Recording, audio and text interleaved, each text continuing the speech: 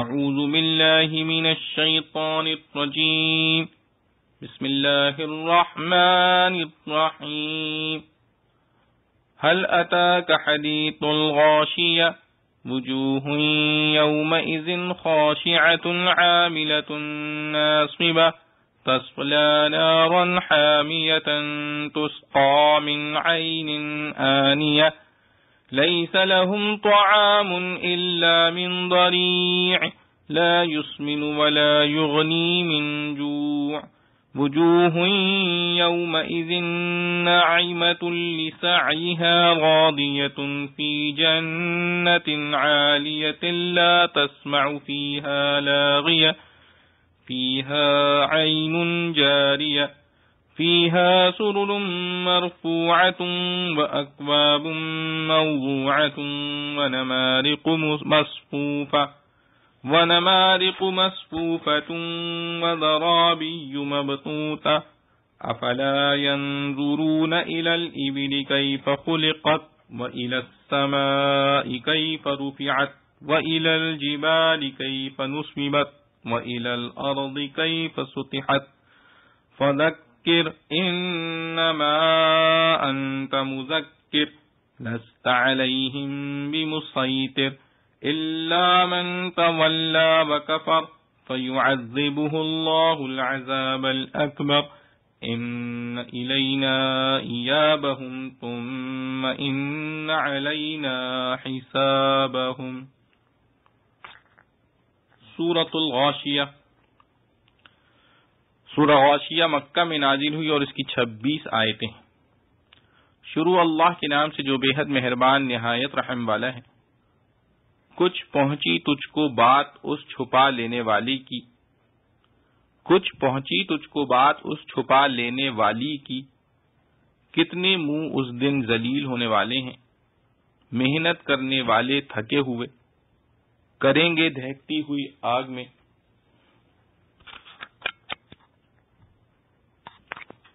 گریں گے دہکتی ہوئی آگ میں، پانی ملے گا ایک چشمے کھولتے ہوئے کا، نہیں ان کے پاس کھانا مگر جھاڑ کانٹوں والا، نہ موٹا کرے اور نہ کام آئے بھوک میں.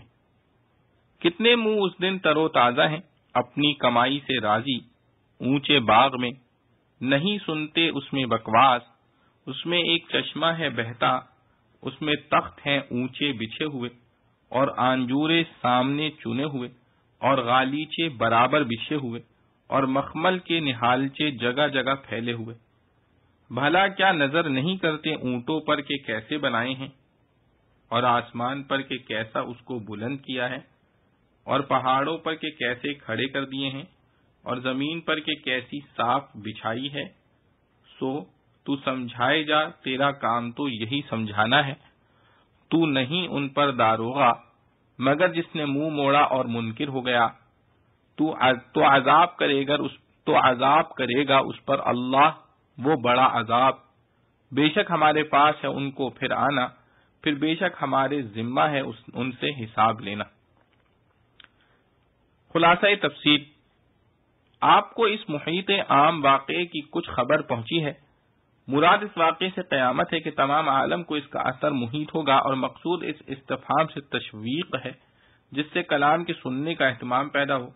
آگے بصورت جواب اس خبر کی تفصیل ہے، یعنی بہت سے چہرے اس روز ذلیل اور مصیبت جھیلتے خستہ اور درماندہ ہوں گے، اور آتش سوزاں میں داخل ہوں گے، اور کھولتے ہوئے چشمے سے پانی پلائے جائیں گے، اور ان کو بجز ایک خاردار جھاڑ کے اور کوئی کھانا نصیب نہ ہوگا جو نہ تو کھانے والوں کو فربا کرے گا اور نہ ان کی بھوک دفع کرے گا. یعنی نہ اس میں غذا بننے کی صلاحیت ہے نہ بھوک دفع کرنے کی. اور مصیبت جھیلنے سے مراد حشر میں پریشان پھرنا اور دوزخ میں سلاسل اور اغلال کو لادنا. دوزخ کے پہاڑوں پر چڑھنا اور اس کے اثر سے خستگی ظاہر ہے. اور کھولتا ہوا چشمہ وہی جس کو دوسری آیتوں میں حمیم فرمایا ہے، اور اس آیت سے معلوم ہوتا ہے کہ وہاں اس کا بھی چشمہ ہوگا. اور یہ فرمانا کہ اس کا طعام بجز دری کے اور نہ ہوگا، اس کا مطلب یہ ہے کہ کوئی لذیذ کھانا نہیں ہوگا. دری ہی کی طرح زقوم یا غسلین کا اس کے کھانے میں شامل ہونا اس کے منافی نہیں. اور چہروں سے مراد اصحاب چہرہ ہیں. یہ تو دوزخیوں کا حال ہوا. آگے اہل جنت کا حال ہے یعنی بہت سے چہرے اس روز بارونق اور اپنے نیک کاموں کی بدولت خوش ہوں گے اور بہشت بری میں ہوں گے جن میں کوئی لغو بات نہ سنیں گے، اور اس بہشت میں بہتے ہوئے چشمے ہوں گے، اور اس بہشت میں اونچے اونچے تخت بچھے ہیں اور رکھے ہوئے آنجورے موجود ہیں، یعنی یہ سامان اس کے سامنے ہی موجود ہوگا تاکہ جب پانی کو جی چاہے دیر نہ لگے، اور برابر لگے ہوئے گدے تکیے ہیں اور سب طرف قالین ہی قالین پھیلے پڑے ہیں کہ جہاں چاہیں آرام کر لیں، ایک جگہ سے دوسری جگہ جانا بھی نہ پڑے۔ یہ تفصیل ہو گئی جزا کی، اور ان مضامین کو سن کر جو بعض لوگ قیامت کا انکار کرتے ہیں جس میں یہ سب واقعات ہوں گے تو ان کی غلطی ہے، کیونکہ کیا وہ لوگ اونٹ کو نہیں دیکھتے کہ کس طرح عجیب طور پر پیدا کیا گیا ہے کہ حیت اور خاصیت دونوں بنسبت دوسرے جانوروں کے اس میں عجیب ہیں، اور آسمان کو نہیں دیکھتے کہ کس طرح بلند کیا گیا ہے، اور پہاڑوں کو نہیں دیکھتے کہ کس طرح کھڑے کیے گئے، اور زمین کو نہیں دیکھتے کہ کس طرح بچھائی گئی ہے، یعنی ان چیزوں کو دیکھ کر قدرت الہیہ پر استدلال نہیں کرتے تاکہ اس کا بعد یعنی قیامت پر قادر ہونا سمجھ لیتے۔ اور تخصیص ان چاروں چیزوں کی اس لیے کہ عرب کے لوگ اکثر جنگلوں میں چلتے پھرتے رہتے تھے، اس وقت ان کے سامنے اونٹ ہوتے تھے، اور اوپر آسمان اور نیچے زمین اور اطراف میں پہاڑ، اس لیے ان علامات میں غور کرنے کے لیے ارشاد فرمایا گیا۔ اور جب یہ لوگ باوجود قیام دلائل کے غور نہیں کرتے تو آپ بھی ان کی فکر میں زیادہ نہ پڑیے، بلکہ صرف نصیحت کر دیا کیجیے، کیونکہ آپ تو بس صرف نصیحت کرنے والے ہیں، آپ ان پر مسلط نہیں ہیں جو زیادہ فکر میں پڑیں۔ ہاں، مگر جو روگردانی اور کفر کرے گا تو خدا اس کو آخرت میں بڑی سزا دے گا، کیونکہ ہمارے ہی پاس ان کا آنا ہوگا، پھر ہمارا ہی کام ان سے حساب لینا ہے، آپ زیادہ غم میں نہ پڑیے۔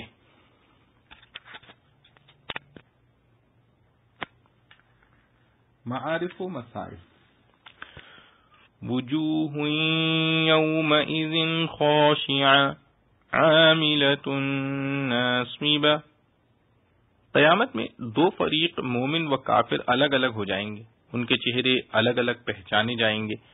اس آیت میں کافروں کے چہروں کا ایک حال یہ بتلایا ہے کہ وہ خاشعہ ہوں گے۔ خشوع کے معنی جھکنے اور ذلیل ہونے کے ہیں۔ نماز میں خشوع کا یہی مطلب ہے کہ اللہ تعالی کے سامنے جھکے اور ذلت و پستی کے آثار اپنے وجود پر طاری کرے۔ جن لوگوں نے دنیا میں اللہ تعالی کے سامنے خشوع و تذلل اختیار نہیں کیا، ان کی سزا ان کو قیامت میں یہ ملے گی کہ وہاں ان کے چہروں پر ذلت اور رسوائی کے آثار نمایاں ہوں گے۔ دوسرا اور تیسرا حال ان کے چہروں کا یہ بیان فرمایا کہ عاملہ ناصبہ ہوں گے۔ عاملہ کے لفظی معنی عمل اور محنت کرنے والے کے ہیں۔ محاورات میں عامل اور عاملہ اس شخص کے لیے بولا جاتا ہے جو مسلسل عمل اور محنت سے تھکا ماندہ چور ہو گیا ہو، اور ناصبہ نصب سے مشتق ہے، اس کے معنی بھی تھکنے اور تعب و مشقت میں پڑ جانے کے۔ کفار و مجرمین کے یہ دو حال کہ عمل اور محنت سے تھکے درماندہ ہوں گے، ظاہر یہ ہے کہ یہ حال ان کی دنیا کا ہے، کیونکہ آخرت میں تو کوئی عمل اور محنت نہیں۔ اسی لیے قرطبی وغیرہ مفسرین نے اس کا یہ مفہوم قرار دیا ہے کہ پہلا حال یعنی چہروں پر ذلت و رسوائی یہ تو آخرت میں ہوگا، اور عاملہ ناصبہ کے دونوں حال ان لوگوں کے دنیا ہی میں ہوتے ہیں، کیونکہ بہت سے کفار فجار مشرکانہ عبادت اور باطل فریقوں میں مجاہدہ و ریاضت دنیا میں کرتے رہتے ہیں۔ ہندوؤں کے جوگی، نصارہ کے راہب بہت سے ایسے ہیں جو اخلاص کے ساتھ اللہ تعالی ہی کی رضا جوئی کے لیے دنیا میں عبادت و ریاضت کرتے ہیں اور اس میں محنت شاقہ برداشت کرتے ہیں، مگر وہ عبادت مشرکانہ اور باطل طریقے پر ہونے کی وجہ سے اللہ تعالی کے نزدیک کوئی اجر و ثواب نہیں رکھتی، تو ان لوگوں کے چہرے دنیا میں بھی عاملہ ناصبہ رہے اور آخرت میں ان پر ذلت و رسوائی کی سیاہی چھائی ہوگی۔ حضرت حسن بصری رحمۃ اللہ علیہ نے روایت کیا ہے کہ حضرت فاروق اعظم رضی اللہ عنہ جب ملک شام میں تشریف لے گئے تو ایک نصرانی راہب آپ کے پاس آیا جو بوڑھا تھا اور اپنے مذہب کی عبادت اور ریاضت اور مجاہدہ و محنت میں لگا ہوا تھا۔ محنت سے اس کا چہرہ بگڑا ہوا، بدن خشک، لباس خستہ و بد ہیبت تھا۔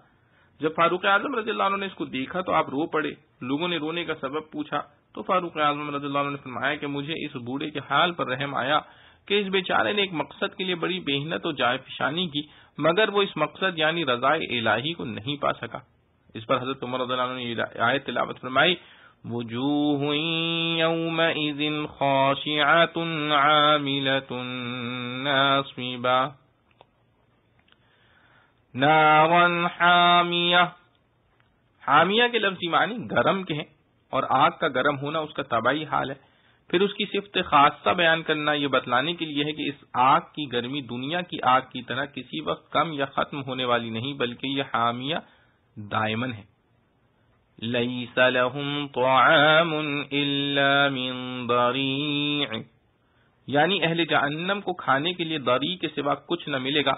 ضریع دنیا میں ایک خاص قسم کی خاردار گھاس ہے جو زمین پر پھیلتی ہے، کوئی جانور اس کے پاس نہیں جاتا، بدبودار زہریلی کانٹوں والی ہے۔ جہنم میں گھاس درخت کیسے؟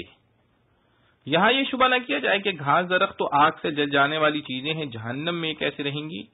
کیونکہ جس خالق و مالک نے ان کو دنیا میں پانی اور ہوا سے پالا ہے، اس کو یہ بھی قدرت ہے کہ جہنم میں ان درختوں کی غذا آگ ہی بنا دے، وہ اسی سے پھلے پھولیں۔ ایک شبہے کا جواب، قرآن میں اہل جہنم کی غذا کے بارے میں مختلف چیزوں کا ذکر آیا ہے۔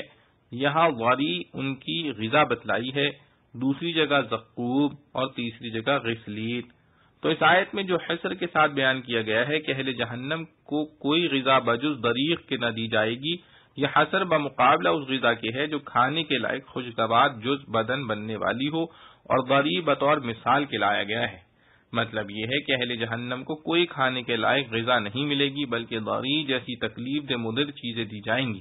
اس لیے ضریع میں حصر مقصود نہیں، بلکہ زقوم اور غسلین بھی ضریع میں شامل ہیں۔ اور قرطبی نے فرمایا کہ ہو سکتا ہے کہ جہنم کے مختلف درکات و طبقات میں ان کی مختلف غذائیں ہوں، کہیں ضریع، کہیں زقوم، کہیں غسلین۔ لا يسمن ولا يغنی من جوع، آیت سابقہ میں جو اہل جہنم کی غذا ضریع بتلائی گئی ہے، بعض کفار مکہ نے جب یہ آیت سنی تو کہنے لگے کہ ہماری اونٹ تو ضریع کھا کر خوب فربہ ہو جاتے ہیں۔ ان کے جواب میں فرمایا کہ جہنم کے ضریع کو دنیا کے ضریع پر قیاس نہ کرو، وہاں کے ضریع سے نہ فربہی پیدا ہوگی اور نہ بھوک سے نجات ملے گی۔ لا تسمع فیہا لاغیہ، یعنی جنت میں کوئی ایسا کلام، ایسی بات اہل جنت کے کان میں نہ پڑے گی جو لغو و بےہودہ اور دل خراش ہو۔ اس میں کلمات کفریہ باطلہ بھی آ گئے، اور گالی گلوچ، افتراء و بہتان، الزام لگانا اور ایسے سب کلام آ گئے جن کو سن کر انسان کو ایذا پہنچتی ہے۔ دوسری جگہ قرآن کریم نے اس کو اسی طرح بیان فرمایا ہے کہ لا يسمعون فيها لغوا ولا تأثیما، یعنی اہل جنت میں کوئی لغو بات یا الزام لگانے کی بات نہ سنیں گے۔ اس کے علاوہ بھی کئی جگہ یہ مضمون قرآن کریم میں مذکور ہے۔ اس سے معلوم ہوا کہ الزام تراشی اور بے تکی بے ڈھنگی باتیں بڑی ایذا کی چیز ہے، اسی لیے قرآن کریم نے اہل جنت کے حالات میں اہتمام سے اس کو بیان فرمایا کہ اہل جنت کے کانوں میں کبھی کوئی ایسا کلمہ نہیں پڑے گا جس سے ان کا دل برا اور میلا ہو۔ بعض آداب معاشرت، وَأَكْوَابٌ مَوْضُوعَةٌ، اکواب کوب کی جمع ہے، پانی پینے کے برتن کو کہا جاتا ہے، جیسے آنجورے، گلاس وغیرہ۔ اس کی صفت میں لفظ موضوعہ یعنی اپنی مقررہ جگہ پر پانی کے قریب رکھے ہوئے ہوں گے۔ یہ فرما کر آداب معاشرت کے ایک اہم بات کی تلقین فرمائی گئی ہے کہ پانی پینے کے برتن پانی کے قریب مقررہ جگہ پر رہنے چاہیے، وہاں سے ادھر ادھر ہو جائیں اور پانی پینے کے وقت تلاش کرنا پڑے، یہ ایذا و تکلیف کی چیز ہے۔ اس لیے ہر شخص کو اس کا اہتمام چاہیے کہ ایسی استعمالی چیزیں جو سب گھر والوں کے کام میں آتی ہیں، جیسے لوٹے، گلاس، تولیہ وغیرہ، ان کی جگہ مقرر رہنی چاہیے، اور استعمال کرنے کے بعد اس کو وہیں رکھنا چاہیے تاکہ دوسروں کو تکلیف نہ پہنچے۔ یہ اشارہ لفظ موضوعہ سے اس لیے نکلا کہ حق تعالی نے اہل جنت کی راحت و آسائش کے لیے اس کے ذکر کا اہتمام فرمایا کہ ان کے پانی پینے کے برتن پانی کے قریب رکھے ہوئے ملیں گے۔ افلا ينظرون الى الابل كيف خلقت، قیامت کے احوال اور اس میں مومن و کافر کی جزا و سزا کا بیان فرمانے کے بعد ان جاہل معاندین کی ہدایت کی طرف توجہ فرمائی جو اپنی بے وقوفی سے قیامت کا انکار اس بنا پر کرتے ہیں کہ انہیں مرنے اور مٹی ہو جانے کے بعد دوبارہ زندہ ہونا بہت بعید بلکہ محال نظر آتا ہے۔ ان کی ہدایت کے لیے حق جل شانہ نے اپنی قدرت کی نشانیوں میں غور کرنے کا ان آیتوں میں ارشاد فرمایا ہے، اور اللہ کی قدرت کی نشانیاں تو آسمان و زمین میں بے شمار ہیں۔ یہاں ان میں سے ایسی 4 چیزوں کا ذکر فرمایا جو عرب کے بادیہ نشین لوگوں کے مناسب حال ہیں کہ وہ اونٹوں پر سوار ہو کر بڑے بڑے سفر طے کرتے ہیں۔ اس وقت ان کے سب سے زیادہ قریب اونٹ ہوتا ہے، اوپر آسمان اور نیچے زمین، اور دائیں بائیں اور آگے پیچھے پہاڑوں کا سلسلہ ہوتا ہے۔ انہی چاروں چیزوں میں ان کو غور کرنے کا حکم دیا گیا کہ دوسری آیات قدرت کو بھی چھوڑو، انہی چار چیزوں میں غور کرو تو حق تعالیٰ کی ہر چیز پر قدرت کاملہ کا مشاہدہ ہو جائے گا۔ اور جانوروں میں اونٹ کی کچھ ایسی خصوصیات بھی ہیں جو خاص طور سے غور کرنے والے کے لیے حق تعالیٰ کی حکمت و قدرت کا آئینہ بن سکتی ہیں۔ اول تو عرب میں سب سے زیادہ بڑا جانور اپنے ڈیل ڈول کے اعتبار سے اونٹ ہی ہے، ہاتھی وہاں ہوتا نہیں۔ دوسرے حق تعالیٰ نے عظیم اور جتنا جانور کو ایسا بنا دیا ہے کہ عرب کے بدو اور غریب مفلس آدمی بھی اس اتنے بڑے جانور کے پالنے رکھنے میں کوئی مشکل محسوس نہ کریں، کیونکہ اس کو چھوڑ دیجئے تو یہ اپنا پیٹ خود بھر لے گا۔ اونچے درختوں کے پتے توڑنے کی زحمت بھی آپ کو نہیں کرنا پڑتی، یہ خود درختوں کی شاخیں کھا کر گزارا کر لیتا ہے۔ ہاتھی اور دوسرے جانوروں کی اس کو خوراک نہیں جو بڑی گراں پڑتی ہے۔ عرب کے جنگلوں میں پانی ایک بہت ہی کمیاب چیز ہے، ہر جگہ ہر وقت نہیں ملتا۔ قدرت نے اس کے پیٹ میں ایک ریزرو ٹنکی ایسی لگا دی ہے کہ 7-8 روز کا پانی پی کر یہ اس ٹنکی میں محفوظ کر لیتا ہے اور تدریجی رفتار سے وہ اس کی پانی کی ضرورت کو پورا کر دیتا ہے۔ اتنے اونچے جانور پر سوار ہونے کے لیے سیڑھی لگانا پڑتی، مگر قدرت نے اس کے پاؤں کو 3 تہ میں تقسیم کر دیا، یعنی ہر پاؤں میں 2 گھٹنے بنا دیے کہ وہ کر کے بیٹھ جاتا ہے تو اس پر چڑھنا اور اترنا آسان ہو جاتا ہے۔ محنت کش اتنا ہے کہ سب جانوروں سے زیادہ بوجھ اٹھا لیتا ہے۔ عرب کے میدانوں میں دن کا سفر دھوپ کی وجہ سے سخت مشکل ہے، قدرت نے اس جانور کو رات بھر چلنے کا عادی بنا دیا ہے۔ مسکین طبع ایسا ہے کہ ایک لڑکی بچی اس کی مہار پکڑ کر جہاں چاہے لے جائے۔ اس کے علاوہ اور بہت سی خصوصیات ہیں جو انسان کو تعالیٰ کی قدرت و حکمت بالغہ کا سبق دیتی ہیں۔ آخر صورت میں رسول اللہ صلی اللہ تعالی علیہ وسلم کی تسلی کے لیے فرمایا کہ آپ کو ہم نے اس پر مسلط نہیں کیا کہ سب کو مومن ہی بنا دیں، لست علیہم بمسیطر، بلکہ آپ کا کام تبلیغ کرنے اور نصیحت کرنے کا ہے، وہ کر کے آپ بے فکر ہو جائیں، ان کا حساب کتاب اور جزا و سزا ہمارا کام ہے۔ تمت سورۃ الغاشیہ بحمدللہ۔ اللہ رب العزت سے دعا ہے کہ جو کچھ پڑھا سنا گیا ہمیں اس پر عمل کرنے کی توفیق نصیب فرمائے۔ وآخر دعوانا الحمدللہ رب العالمین۔ ربنا تقبل منا انك انت السميع العليم وتب علينا انك انت التواب الرحيم۔ سبحان ربك رب العزة عما يصفون وسلام على المرسلين والحمد لله رب العالمين۔